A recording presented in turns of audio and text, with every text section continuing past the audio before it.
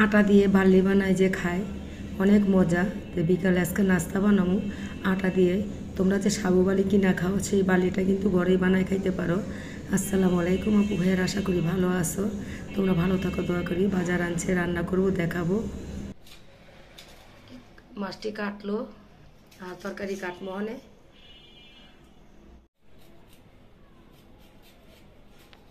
কাঁকরোল ভাজি করবো সাদা, আর বেগুন আলু দিয়ে মাছ দাঁড়ানবো না। বাজার ছেলেরাই না দেয় না, বউ আর আমিই আনি। আমি আবার আনার সময় পাই না।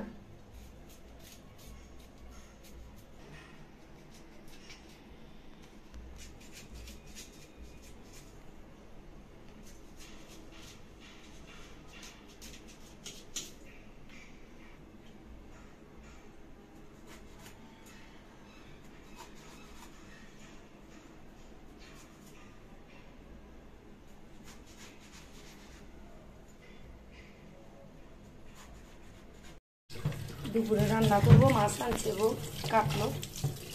ভিতরে ভোর পাখরা ফারাস নেই, ওটা কি সুরমা মাছ কটা লাগবো না? সুরমা মাছ, ইলিশ মাছ।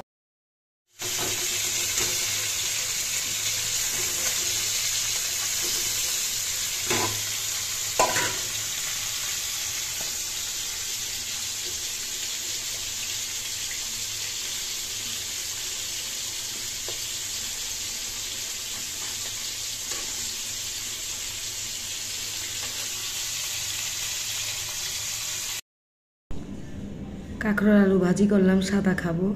আর মাছটি ভাজি করলাম, সুরমা মাছ। বেগুন আলু দা রান্না করব। মরিচটা কিন্তু আমি বাইটা নিছি। বাটা মরিচ দা রান্না করলে মাঝে মাঝে মজা লাগে। তো এই তো বাটা মরিচ দিয়া, বেগুন আলু দিয়া সুরমা মাছ দা রান্না করব।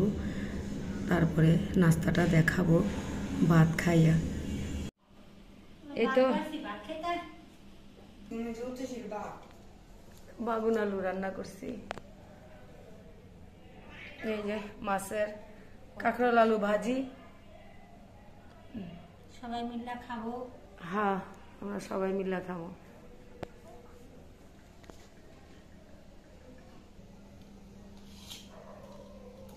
কাঁকরোল ভাজি, আলু ভাজি, বেগুন আলু দিয়া কি মাছ জানি, সুরমা মাছ।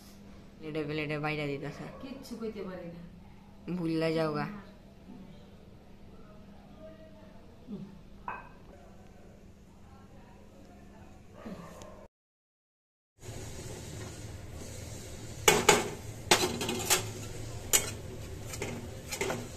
মুড়িটা খাওয়ার জন্য আটাটি টাইলা লইলাম দুধ দিয়া। এটারে একটু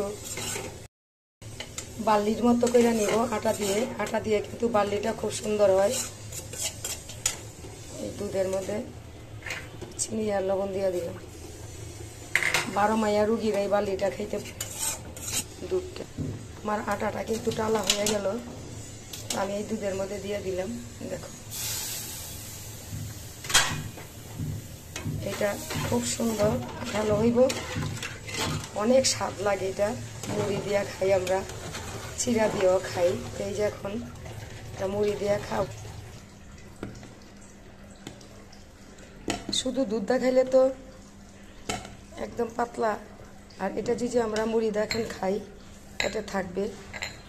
তোমরা এইভাবে আটা দিয়ে আটাটা টাইলা বালি বানাইতে পারো, খুব মজা। কিন্তু আমরা এটা মুড়ি দিয়ে এখন খাবো। পিয়ালা আসতেছে, দেখো পিয়ালাই আবার পরে খাইব। মুখ হাত ধুইতেছে।